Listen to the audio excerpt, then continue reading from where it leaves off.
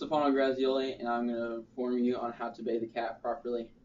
The reason I'm doing this topic is because I work at a vet's office, and I have bathed cats on almost a daily basis. So I have experience doing it, and also scars from doing it.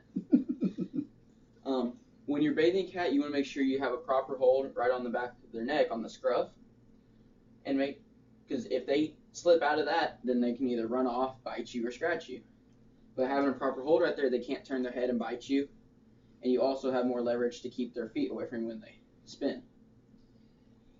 And when you have to make sure you have a good hold, because when the other person's bathing, if they slip out, you or the other person could get bit or scratched. This cat, Midnight, is a good cat, so he's not going to bite me, hopefully. And when you have a hold of him by the scruff, sometimes you have to bring them closer to your body, even if they are wet, because they can still slip out more. There's how you hold the cat properly, while the other person rinses it or puts soap on it or whatever. And when they need to get to its stomach, you have to lift up and put your other hand right under its feet so they can show its stomach.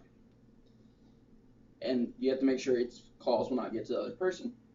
And when you want to trim the claws, make sure you have a good hold on the scruff, and the other person can push on the paw of their foot, and it'll push their nails out, and then they can trim them that way. Bathing a cat is always going to be a two-person job, just because they don't like water and they will attack you. And when you go to dry them off, make sure you still have a hold of the scruff right there, and the other person dries them off, and not too vigorously. You have to do it just kind of apply pressure without pushing too hard, because if you push too hard and rub too fast, they're going to freak out and try to run away or bite and scratch you. And also, you always have to make sure you have it even when there's soap on your hands, and if you have to, switch hands, but forewarn the other person when doing it. Because when you switch from one hand to another, the cat can turn around and bite you, just like he can if he gets mad at me.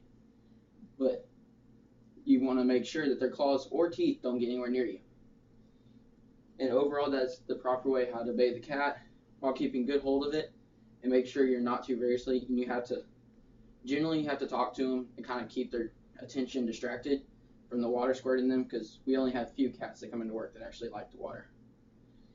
And he doesn't like the water so much, but we do have one cat at work, at the vet's office I work at, that does like baths.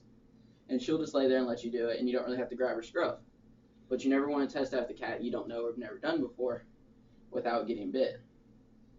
And when you don't let go of their scruff and everything until you have them in the cage, because some cats will freak out once you put them in the cage, turn around and bite you or scratch you. And once you have them in the cage, slowly pull your hand out and then close the cage, and then you can put the fan or dryer on, whatever you need on there. And that is how you properly bathe the cat without getting attacked.